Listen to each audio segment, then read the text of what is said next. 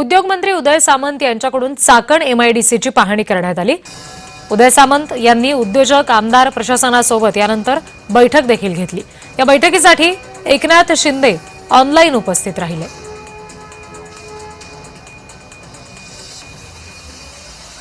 बैठकीदरम्यान आता काय चर्चा होते, कुठल्या समस्या समोर येतात आणि त्याच्यावर कशा पद्धतीने उपाय केले जात आहेत याकडे लक्ष आहे।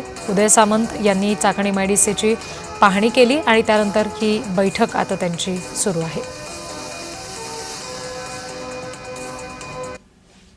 अभी तक एसोसिएशन ने एक भी कंपनी यहाँ से स्थलांतर हो रही है ऐसा मुझे नहीं बताया है।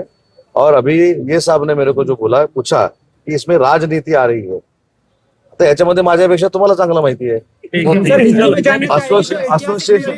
असोसिएशनला न भेटता, ग्रामस्थांना न भेटता, अजून कोणालाही न भेटता मी अशी क्रांती करणार आहे म्हणून सांगून जाणं हे राजकारण आहे।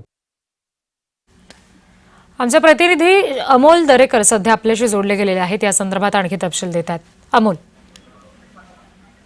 नक्कीच रेड्डी, आपण पाहतो की चाकण औद्योगिक वसाहतीचा प्रश्न ऐरणीवरती आलेला आहे। यातच खरं तर दखल म्हणून उद्योगमंत्री उदय सामंत हे गेले 2 तास झाले बैठक सुरू आहे। या ठिकाणी प्रशासन असेल, उद्योग क्षेत्रातील अधिकारी वर्ग असेल, त्या ठिकाणी मोठ्या संख्येने, त्याचबरोबर खासदार अमोल कोल्हे असतील, निलमताई गोरे असतील, त्याचबरोबर आमदार बाबाजी काळे यांच्यासह पुणे जिल्हा अधिकारी, जिल्हाध्यक्ष अधिकारी जितेंद्र दुड्डे आहे, त्याचप्रमाणे पोलीस प्रशासन आहे, हे सर्व अधिकारी मोठ्या संख्येने उपस्थित आहेत। या ठिकाणी असणाऱ्या व्हिडिओ कॉन्फरन्सद्वारे उपमुख्यमंत्री एकनाथ शिंदे हे खरं तर संवाद साधत आहे आणि येथील प्रश्न जाणून घेण्याचा प्रयत्न करत आहे। या ठिकाणी उद्योग क्षेत्रातील उद्योगपतींनी आणि व्यवस्थापनाने खरं तर नाराजी व्यक्त केलेली आहे।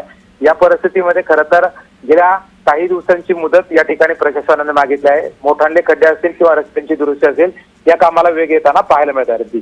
जी अमोल, धन्यवाद दिलेल्या माहितीसाठी।